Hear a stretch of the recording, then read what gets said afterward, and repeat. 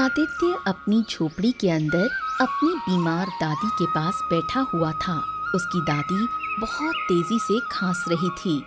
अरे बस बस दादी, इतना जोर जोर से ना खांसो। आप चिंता मत करो, मैं अभी वैद्य जी के पास जाता हूँ और आपके लिए जड़ी बूटी लेकर आता हूँ। रुको। ये सुनकर दादी का चेहरा उदास हो गया। वो खांसते हुए बोली,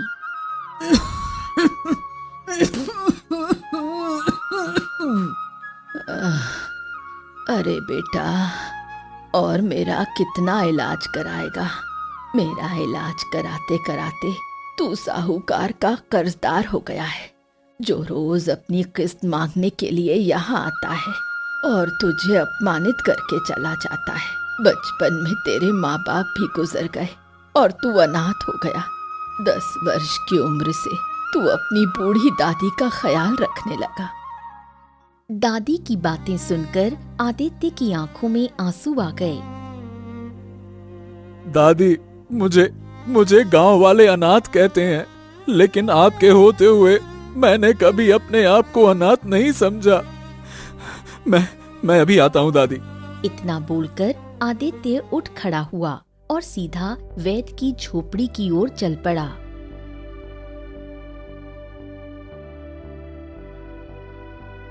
वैद्य जी, मेरी दादी को बहुत जोर से खांसी हो रही है, कृपया करके उनके लिए कुछ जड़ी बूटी दे दीजिए। वैद्य ने गुस्से में जड़ी बूटियां निकालकर आदित्य को थमा दी। देखो भाई आदित्य, ये मैं तुम्हें आखिरी बार जड़ी बूटी दे रहा हूँ। अगर तुमने पिछली उधारी नहीं चुकाई तो आगे से अपनी दादी के लिए यहाँ जड़ी बूटी लेने के लिए मत आना, समझ गए? चलो जाओ। आदित्य चुपचाप झोपड़ी से बाहर निकल आया और तेजी से अपने घर की ओर चल पड़ा। रास्ते में उसे साहूकार अपने साथी बिल्ला के साथ मिल गया। अरे रुक जाओ, कहाँ भागे जा रहे हो भैया? अच्छा हुआ जो तू मुझे मिल गया। मैं तो तेरी झोपड़ी की तरफ ही जा रहा था तेरे दर्शन करने। ए भैया बता, मेरा कर्ज कब तक लौट आएगा?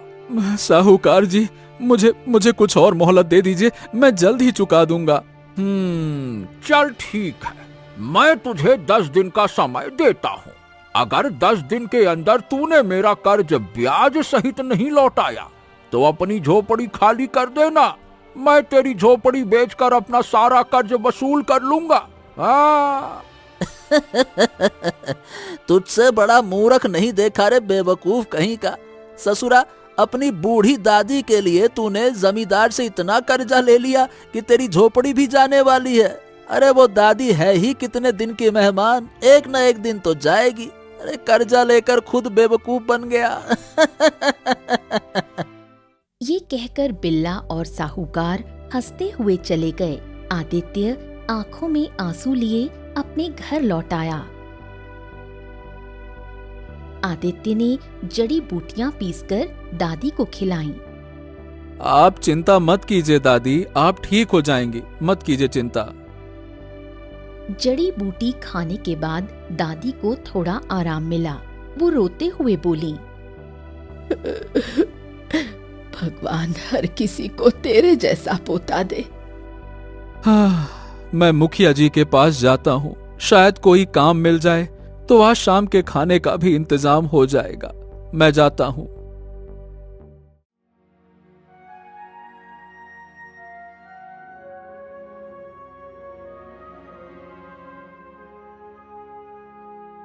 आदित्य मुखिया जी के पास पहुंचा और विनती करते हुए बोला, राम राम मुखिया जी, मैं क्या कह रहा हूँ कि विनती है आपसे, मुझे काम की बहुत जरूरत है। मेरी दादी बीमार है और घर पर खाने को भी कुछ नहीं है। मेरा छोड़िए, उनका खाना बहुत जरूरी है। अरे भाई, खाना जरूरी है तो खाना खिलाना, मेरे पास क्या करने आया है? आदित्य देख, मेरे खेत में जितने मजदूर काम कर रहे हैं वो काफी हैं। तेरे लिए कोई काम नहीं है, कहीं और जाकर काम देख। तभी मुखिया की पुत्री राधा वहां पहुंची। पिताजी, कैसी बातें कर रहे हैं आप? आदित्य अपनी मजबूरी बता रहा है, आप उसे कोई ना कोई काम दे दीजिए। राधा की बात सुनकर मुखिया थोड़ा नरम पड़ गया। चल ठीक है, अपने बिटिया राधा की बात मानकर मैं तुझे काम दे रहा हूँ, वरना नहीं देता। चल जा, खेत में मजदूरों का हाथ बटाना, पर याद रखना तुझे केवल 5 मुद्राएं ही मिलेंगी। हाँ। आदित्य खेत में मजदूरों के साथ मेहनत से काम करने लगा। कुछ देर बाद राधा वहां आ पहुंची।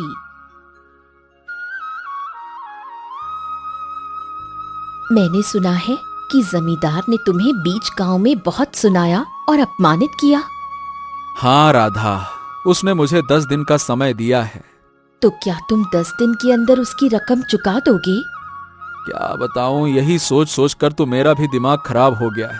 मैंने उससे वादा तो कर दिया 10 दिन का, पर समझ नहीं आ रहा कि इस 10 दिन में उसका कर्जा कहाँ से चुकाऊं। उसका ब्याज भी तो बहुत भारी है, कहाँ से लेकर आऊं?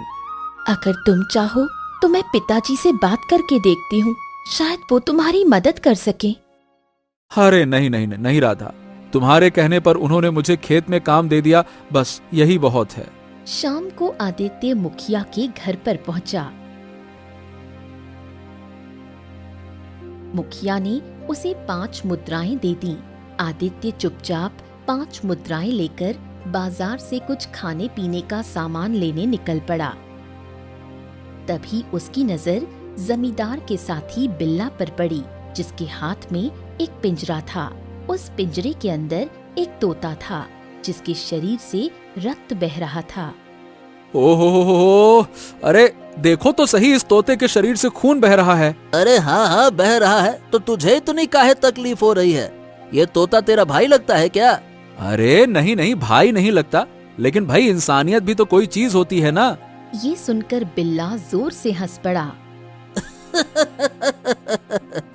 अरे तुझसे बड़ा बेवकूफ मैंने नहीं देखा, इसीलिए तेरी हालत ऐसी है। अरे बेवकूफ कहीं के, ये तोता मैंने दूसरे गांव के बाजार से 5 मुद्राओं में खरीदा था। उस आदमी ने मुझसे कहा था कि यह तोता इंसान की आवाज में बात करता है। मैंने सोचा इसे तमाशे में दिखाकर अच्छे खासे पैसे कमाऊंगा।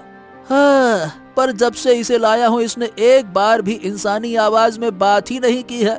मैं समझ गया उस आदमी ने ठग लिया मुझको, मूर्ख बनाया है और कुछ नहीं।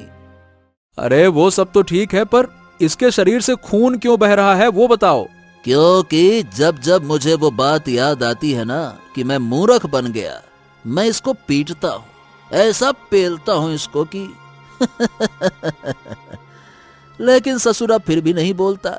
आज भी इसे बाजार में बेचने लाया था, पर इसे कोई मुफ्त में भी नहीं ले रहा। हो, कैसे इंसान हो। लाओ, अगर ऐसी बात है तो मुझे ही दे दो, लाओ। नहीं नहीं नहीं नहीं, सबको मुफ्त में दूंगा, लेकिन तुझे नहीं। तेरे लिए 5 मुद्राएं हैं, बता लेगा क्या? आदित्य ने तुरंत 5 मुद्राएं निकालकर बिल्ला को दे दी। बिल्ला ने तोते का पिंजरा आदित्य को थमा दिया और हंसते हुए बोला, अरे खाने को कौड़ी नहीं है और 5 मुद्राओं में ये घायल तोता ले रहा है। गजब भाई, गजब आदमी है तू। ले जा। इतना कहकर बिल्ला हंसता हुआ वहां से चला गया। आदित्य उस घायल तोते को लेकर घर की ओर बढ़ चला। इत्तेफाक से ये दृश्य राधा खिड़की से देख रही थी। वो दौड़ती हुई आदित्य के पास पहुंची।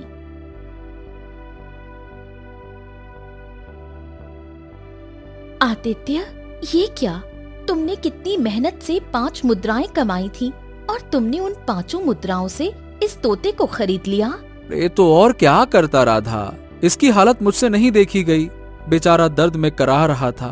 तोता है ना, तो इसकी आवाज शायद लोगों तक नहीं पहुंच सकती, पर सही बताऊं, एक दर्द से मारा इंसान ही दूसरे के दर्द को पहचान सकता है। राधा की आंखों में आंसू आ गए। तो अब तुम घर पर खाने को क्या ले जाओगे? तुम्हारी दादी भी भूखी होंगी। हाँ, आज फिर से मैं और दादी भूखे ही सो जाएंगे। और वैसे भी ऐसा कौन सा पहली बार हो रहा है, हमारी किस्मत में शायद यही है। आदित्य घायल तोते को लेकर घर पहुंचा।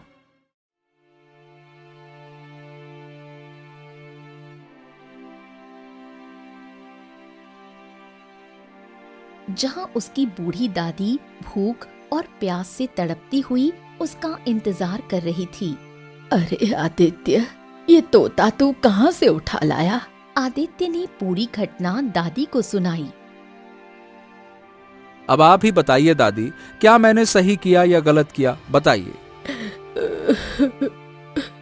तूने जो किया है वो साधारण मनुष्य नहीं कर सकता। उसके लिए बहुत बड़ा जिगर चाहिए जो तेरे अंदर है। इतना कहकर दादी आदित्य को देखकर फूट फूट कर रोने लगी। कुछ देर बाद जब दादी शांत हुई तब आदित्य बोला, दादी, आप इस तोते का ख्याल रखना, इसके शरीर से बहुत खून बह रहा है। मैं जंगल से कुछ जड़ी बूटियां लेकर आता हूँ ताकि इसके जख्म पर लगाकर इसका बहता हुआ खून रोक सकूं। अब वैद्य जी वो तो दवा देंगे नहीं, उन्होंने मना कर दिया है ना। चलो मैं आता हूँ। इतना बोलकर आदित्य घर से निकलकर जंगल की ओर चल पड़ा।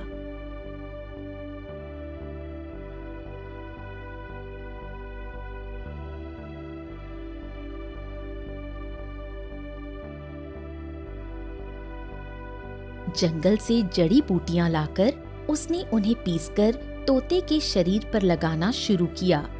कुछ देर बाद तोते का जख्म भर गया। अचानक उस तोते ने मनुष्य की आवाज में आदित्य की ओर देखकर कहा, तुम्हारे अंदर इंसानियत तो कूट कूट कर भरी है। मैंने तुम्हारे जैसा अच्छा मनुष्य आज तक नहीं देखा। तोते के मुंह से इंसानी आवाज सुनकर आदित्य डर गया। अरे आदित्य, ये तो हमारी भाषा में बात कर रहा है। ये कोई साधारण तोता नहीं हो सकता। हाँ हाँ हाँ दादी, आप सही कह रही हैं। आदित्य ने तोते से पूछा, ये बताओ कौन हो तुम? अरे मुझसे डरो मत, मैं एक ही तोता हूँ। अरे तुम एक ही तोता हो वो तो ठीक है, लेकिन तुम इंसान की तरह कैसे बोल सकते हो? अरे क्या तुमने सुना नहीं था बिल्ला ने क्या कहा था?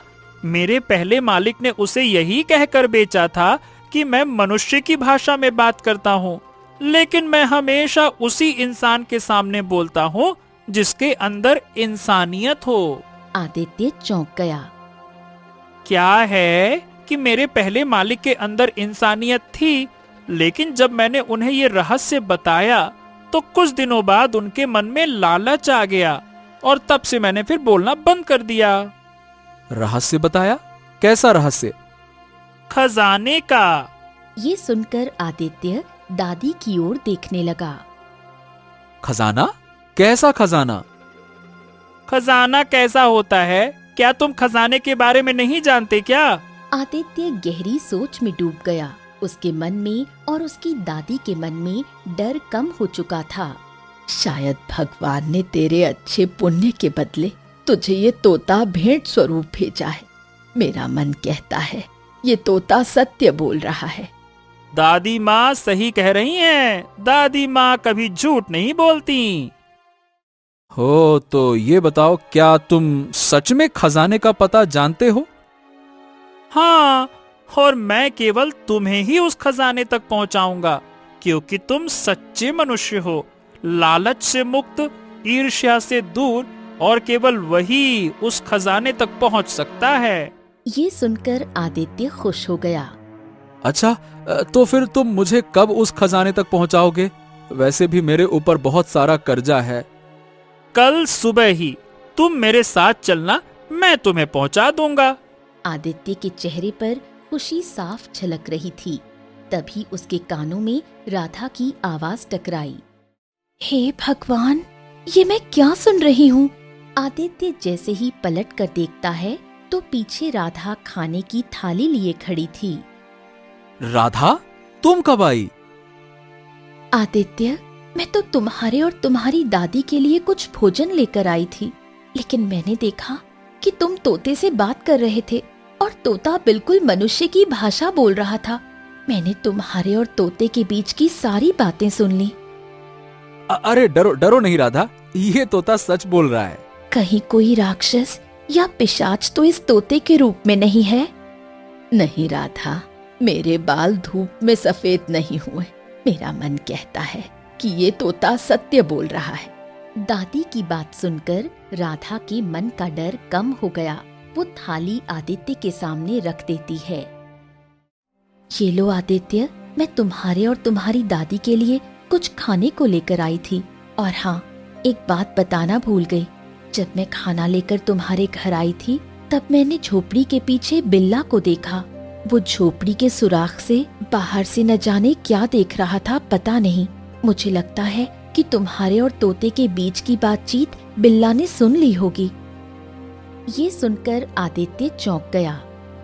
आदित्य, अगर बिल्ला ने तुम्हारे और तोते की बातचीत सुन ली है तो तुम्हें सुबह ही तोते के साथ खजाने की खोज में निकलना होगा, इससे पहले कि बिल्ला अपनी किसी योजना को अंजाम दे। मैं भी तुम्हारे साथ चलूंगी आदित्य, मैं कल सुबह ही यहाँ आ जाऊंगी। इतना कहकर राधा वहाँ से चली गई।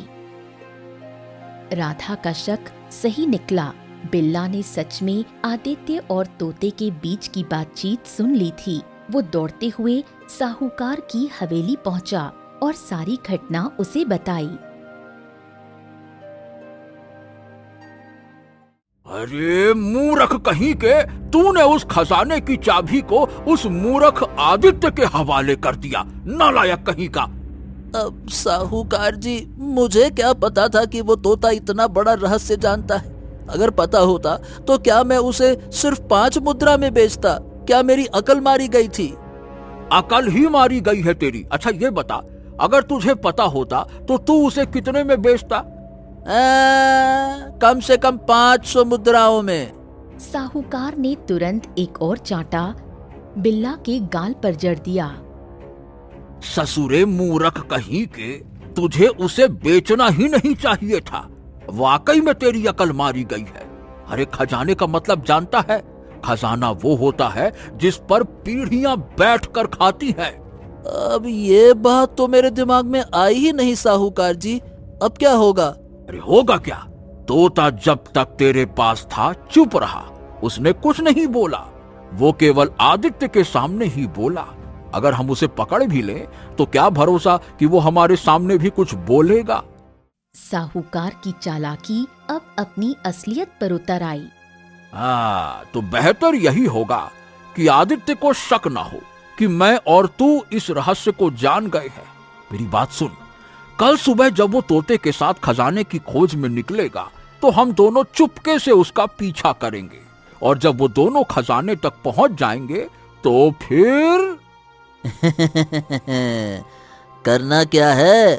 सबका वही काम तमाम कर देना है और खजाना लेकर यहाँ आना है।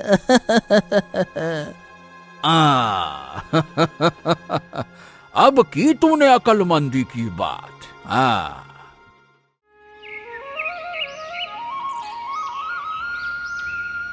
अगले दिन आदित्य अभी सोकर उठा ही होता है, तभी दरवाजे पर राधा आ जाती है।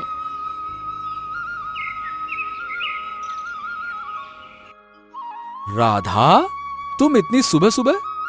आदित्य, मैंने कहा था ना कि मैं भी तुम्हारे साथ चलूंगी। अरे लेकिन राधा, मेरी बात समझो। अगर वहां कोई खतरा हुआ तो फिर क्या करेंगे? नहीं नहीं नहीं, मैं तुम्हें अपने साथ नहीं ले जा सकता। आदित्य, तुम अच्छी तरह से जानते हो कि मैं तुम्हें पसंद करती हूँ और तुमसे प्रेम करती हूँ। जानता हूँ। तो क्या तुम मुझसे प्रेम नहीं करते? राधा देखो, मैं भी तुमसे प्रेम करता हूँ, लेकिन तुम्हारे पिताजी इस रिश्ते को कभी स्वीकार नहीं करेंगे। देखो ना, तुम कितनी अमीर हो और मैं तुम्हारे पिता के यहाँ काम करने वाला मजदूर, एक गरीब, खाने का ठिकाना नहीं। बताओ, तुम्हें कैसे रखूंगा? जब तुम्हें खजाना मिल जाएगा तब तुम भी अमीर हो जाओगे। उसके बाद तुम मेरे पिताजी की आंखों में आंखें डालकर मेरा हाथ मांग सकते हो। मैं तुम्हारे साथ हर अच्छे बुरे समय में रहना चाहती हूँ। तभी तोता बोल पड़ता है, अगर मैं भाग गया तो?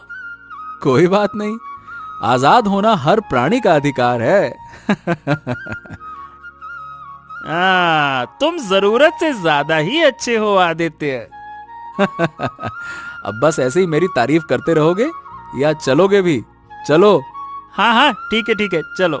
आदित्य, राधा और तोता घर से निकल पड़ते हैं। जंगल में घना सन्नाटा है। पंछियों की आवाजें भी धीमी हो गई हैं। एकाएक झाड़ियों से सांप निकलकर राधा की ओर बढ़ता है। वो डरकर चीखने ही वाली होती है। तभी तोता उड़कर सांप की आंखों पर चोंच मारता है और सांप भाग जाता है। धन्यवाद तोते।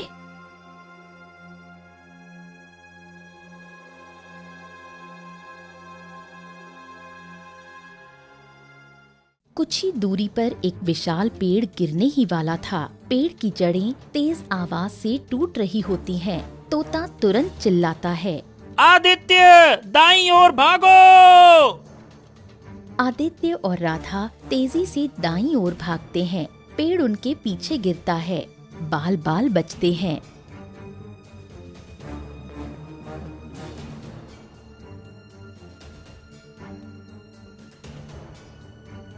तीनों गुफा के सामने पहुंचते हैं। ओ, लेकिन अभी अंदर मत जाओ, पहले दीवार को स्पर्श करो। गुफा तुमसे प्रश्न पूछेगी और सही उत्तर देने पर ही तुम अंदर जा सकोगे। आदित्य दीवार को स्पर्श करता है। गूंजती हुई रहस्यमयी आवाज आती है। तेरी नजर में खजाना क्या है? आदित्य सोचता है और शांत स्वर में कहता है, अब खजाना सोना चांदी अशर्फियां नहीं है। असली खजाना वो ज्ञान है जो पीढ़ियों को दिशा दिखाए, जीवन दे, रोग दूर करे। वो ग्रंथ जो जड़ी बूटियों और आयुर्वेद का ज्ञान लिए हो, वही है असली खजाना। गुफा की दीवारें धीरे धीरे खुलने लगी। तुम सत्य पथ पर हो। जाओ, अंदर जा सकते हो।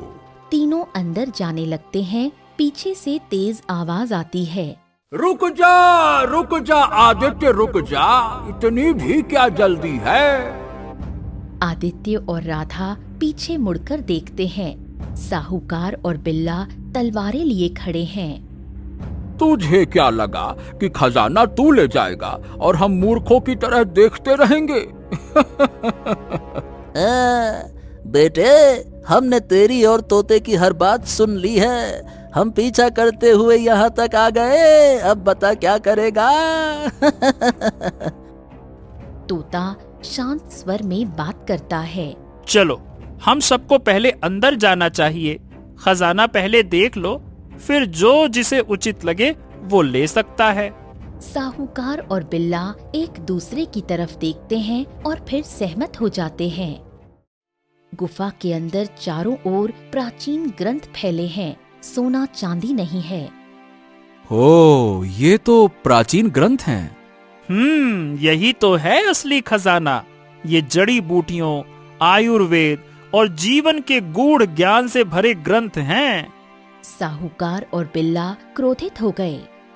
अरे ये क्या है? ओ, ये तो कचरा है, कचरा। सोना चांदी हीरा मोती कहाँ है? कुछ नहीं है। ये तो पुरानी किताबें हैं, रद्दी के भाव में भी नहीं बिकेंगी। यही तो असली खजाना है। लेकिन ये खजाना उन मूर्खों के लिए नहीं है जो खुद समाज के लिए बोझ हैं। अरे सेठ जी, हमारा तो समय ही बर्बाद हो गया, फालतू में आए। कान खोलकर मेरी बात सुन ले आदित्य। 10 दिन के अंदर मेरा कर्ज लौटा देना, नहीं तो चल रे बिल्ला। दोनों वापस चले गए। मूर्ख थे वो। अब तुम बताओ आदित्य, क्या ये खजाना नहीं है? आदित्य एक ग्रंथ खोलता है, कुछ पढ़ता है। हाँ, यही तो सच्ची संपत्ति है। ये खजाने से भी ज्यादा अनमोल है। तभी रंग बिरंगे प्रकाश में तोता एक साधु में परिवर्तित हो जाता है। ये देखकर आदित्य बुरी तरह से चौंक गया। अब आप कौन हैं? मैं एक श्रापित साधु था जो तोते के रूप में था। बरसों पहले मैंने खजाने को हासिल करने के लिए यहाँ तपस्या की थी। इस गुफा के अंदर जब ये प्राचीन ग्रंथ प्रकट हुए तो मैं बहुत क्रोधित हो गया और अनाप शनाप बकने लगा। बस तभी मेरे गुरु प्रकट हुए और उन्होंने मुझसे कहा, मूर्ख, तूने जो तपस्या की है उससे वो वस्तु प्रकट हुई है जो अनमोल है, और तू इसे कचरा समझ रहा है। तूने इस विद्या का अपमान किया है, इसीलिए तू श्रापित होगा। तुझे इस श्राप से तभी मुक्ति मिलेगी जब कोई मनुष्य इस खजाने से भी अधिक कीमती ग्रंथों को अनमोल मानेगा। बस इतना कहकर मेरे गुरु अंतर्ध्यान हो गए। मैं तब से तोते के रूप में था, लेकिन आज तुम्हारी वजह से मैं मुक्त हो गया हूं, और अब ये सारे प्राचीन ग्रंथ तुम्हारे हैं। आदित्य उन सारे प्राचीन ग्रंथों को लेकर अपनी झोपड़ी ले आया।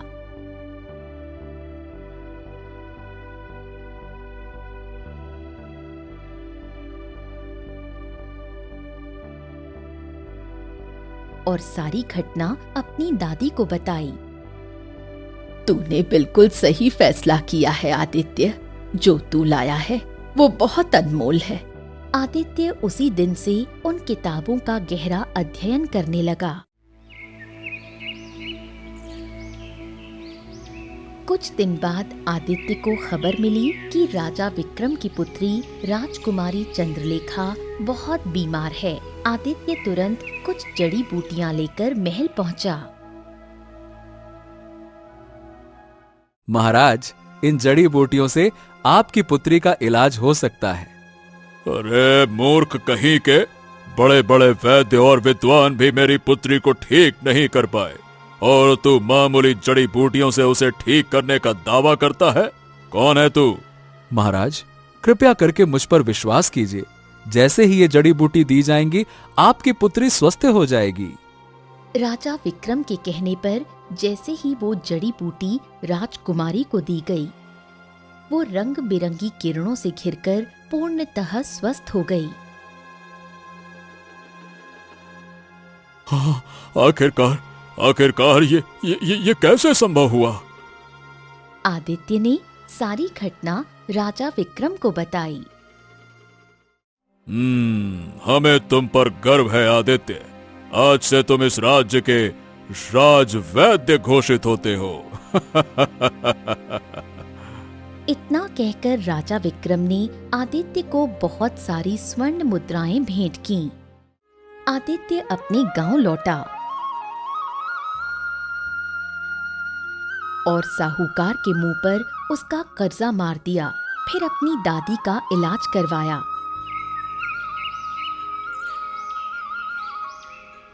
कुछ ही दिनों में आदित्य की झोपड़ी की जगह एक शानदार घर बनकर तैयार हो गया, जहां ढेर सारी जड़ी बूटियां रखी थीं। आदित्य का मान सम्मान पूरे राज्य में फैल गया और कुछ दिन बाद उसका विवाह राधा से संपन्न हो गया। एक दिन साहूकार और बिल्ला आदित्य के पास आए।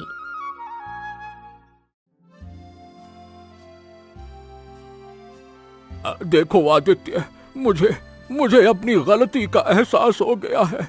आदित्य, जिस तरह से तुम दूसरे लोगों की मदद कर रहे हो और असाध्य रोगों का इलाज कर रहे हो, उसने मेरी आंखें खोल दी हैं।